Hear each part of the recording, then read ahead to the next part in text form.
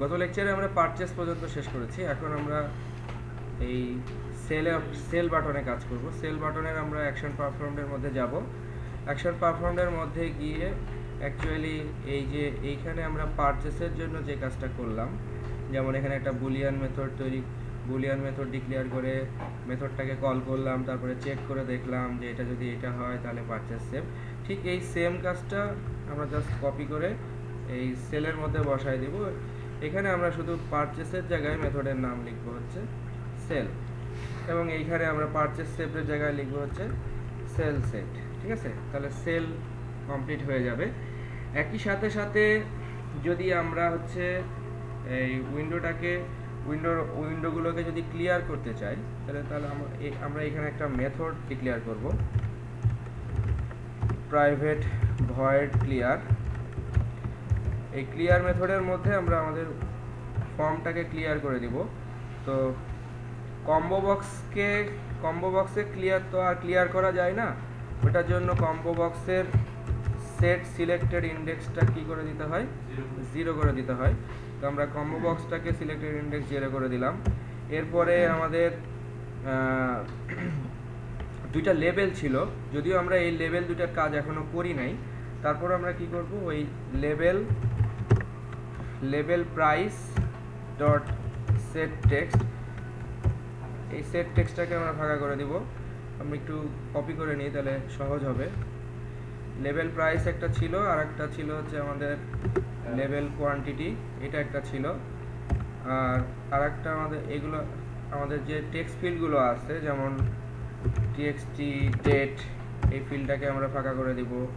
এরপরে আমাদের আছে হচ্ছে টিএক্সটি কোয়ান্টিটি, এটাকে ফাঁকা করে দিব।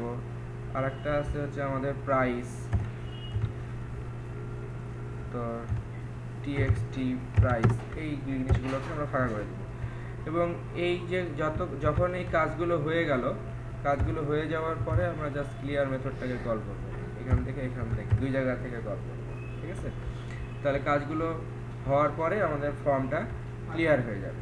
ঠিক আছে, তো আমরা এখন দেখে নেই যে পারচেসের কাজটা তো অলরেডি আমরা দেখছি। এখন আমরা দেখব হচ্ছে যে সেলের কাজটা ঠিকমতো হচ্ছে কিনা। তো সেলের কাজটা ঠিকমতো হচ্ছে কিনা দেখার জন্য আমরা কম্পিউটার, আমাদের এখানে ডেটাবেজে ছিল হচ্ছে কম্পিউটার 3টা, আমরা এখন একটা কম্পিউটার সেল করে দিব। সেলের জন্য আমি প্রাইস ঠিক করলাম 25,000 টাকা, 25,000। কোয়ান্টিটি দিলাম একটা,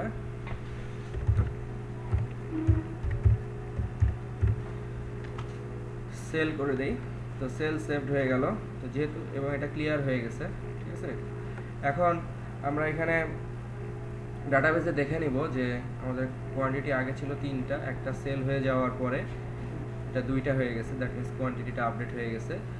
আর সেলের জন্য আলাদা যে টেবিলটা ছিল, সেলের ভিতরে আমাদের এখানে 2টা এন্ট্রি, আগে আমাদের একটা এন্ট্রি ছিল, এখানে আমাদের একটা এন্ট্রি আছে। তাহলে আমরা পারচেস টেবিলে পারচেসগুলো এন্ট্রি হচ্ছে, সেল টেবিলে সেলগুলো এন্ট্রি হচ্ছে, আর প্রোডাক্ট টেবিলে প্রোডাক্টের জাস্ট কোয়ান্টিটিটা আপডেট হচ্ছে, বাড়ছে এবং কমছে। ঠিক আছে, তো এটা হচ্ছে মোটামুটি আমাদের ফাংশনাল কাজ।